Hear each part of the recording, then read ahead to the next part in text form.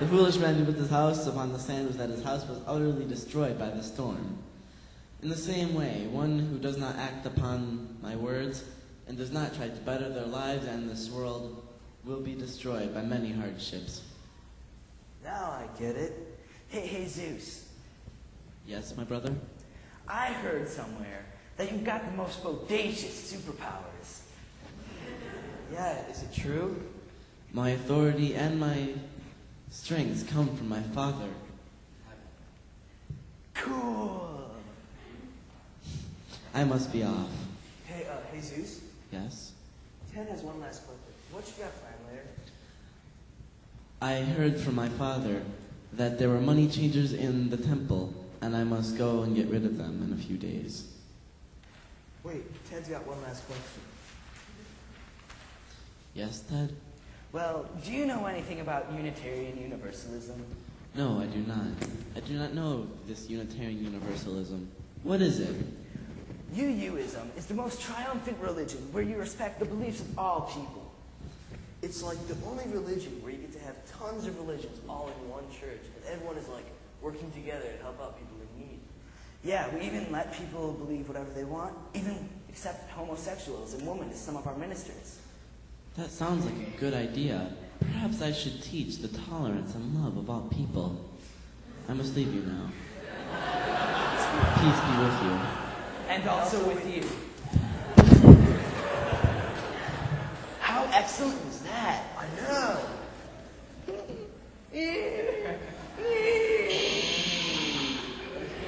All right, let's go. After Jesus died, the early Christians struggled to spread their message to the wider world, and many competing leaders and ideas flourished in the early Christian church. Eventually, a council of early church leaders was gathered at Nicaea. There they debated many topics, including the divinity of Christ.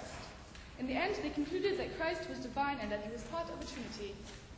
The contention within the early church did not end with Council of Nicaea.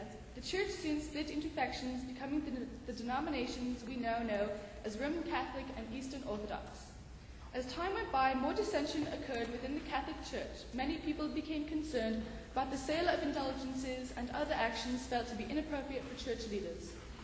It was in this environment that Martin Luther created his famous 95 Theses and nailed them to the door of Wittenberg Church.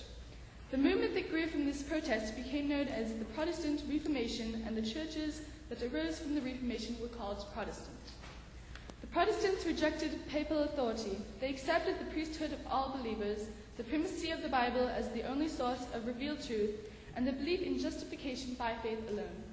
John Calvin influenced the movement with the belief that God had preordained who would be saved and who would be condemned to hell. As the Protestant movement grew and expanded, many began to mold the clay idea of faith as they knew it. Slowly, more liberal ideas crept back into the faith.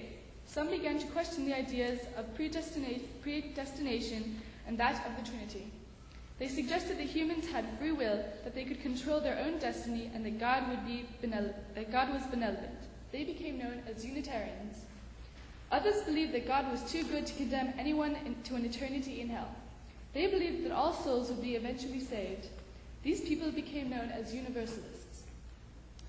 Bill and Theodore are soon to meet some of these Unitarians and Universalists, but first please stand as you are able and join in singing hymn number 102, We the Heirs of Many Ages. Well, that was convenient. I would have never expected a random person with a British accent to tell us information like that. Yeah, it was a bit overwhelming, but I think I got most of it. The song is pretty. Well, so far we have stuff on Jesus. Who else should we see? I don't know, dude. Who started Unitarian Universalism? Some Universalist dude, I think. I don't know. Look it Well, up. according to this phone book through time,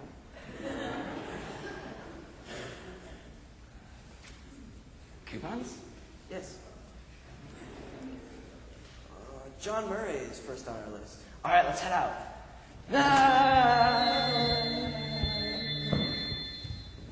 And there you have it. Thank you for coming to today's service.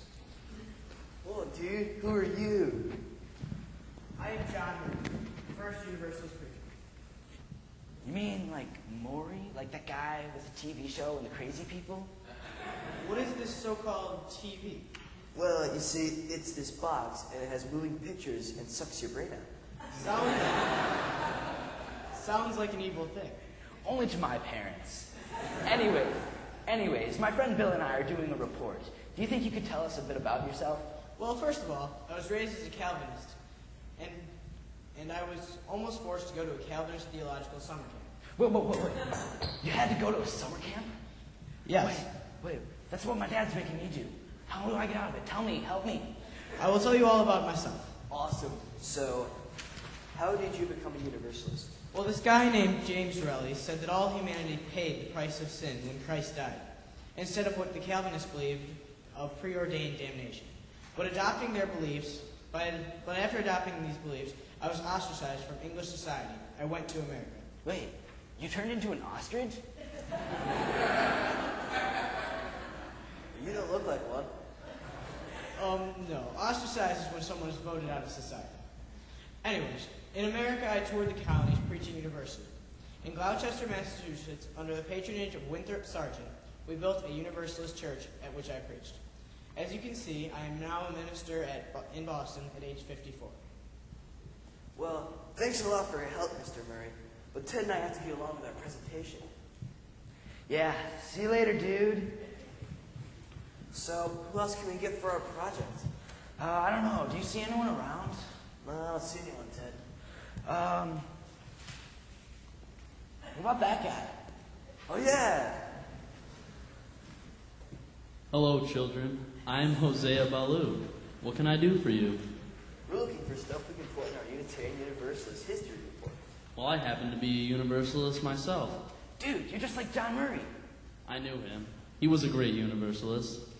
What have you done for Universalists? I'm the pastor of the Second Universalist Church, and I founded the Universalist magazine, which helps spread Universalism. I also wrote several books on Universalism, such as a treatise on Antonin and an examination of the doctrine of future retribution. So what you're saying is you're the salesman of Universalism? But I'm not selling Universalism, I'm just promoting it.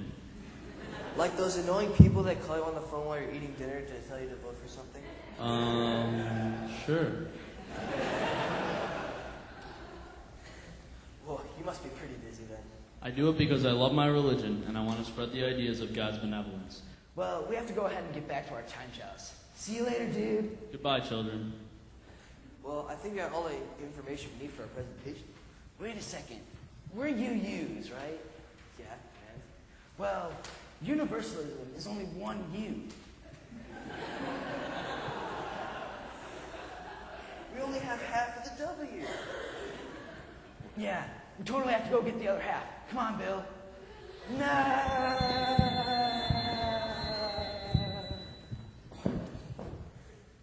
Hey, dude, look, it's Elvis Presley. Hello, gentlemen. My name is Joseph Priestley. Dude, it's pronounced Elvis Priestley.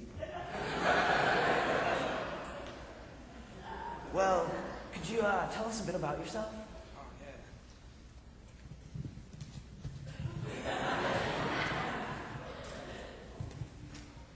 I'm an English Unitarian who was born in 1733.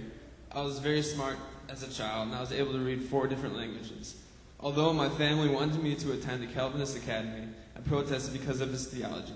By that time, I had become Armenian in my theology, and I later found myself at a more liberal academy in Daventry. After a few years, I started a career in the ministry, but my liberal views on theology were burdens to my career. I later wrote a book called The History of the Corruptions of Christianity. With that book, I hoped to exhibit the version of Unitarianism that I think will eventually dominate the Christian faith. Dude, he did a report too. Later in my life, I met Benjamin Franklin, and together we wrote a book that secured my scientific reputation. Because of this, my theology received a wider hearing. I was then publicly scorned for my campaign for full tolerance of all religious dissent and equality for all religious sects. In 1791, my home and laboratory were burned down by conservatives. 3 years later, I decided to move to Pennsylvania, where I could be free from religious persecution. 2 years after I moved here, I founded the first Unitarian church in the United States, in the city of Brotherly Love, Philadelphia. A little while after that, I shook the hands of the 2 gentlemen that are now standing right in front of me.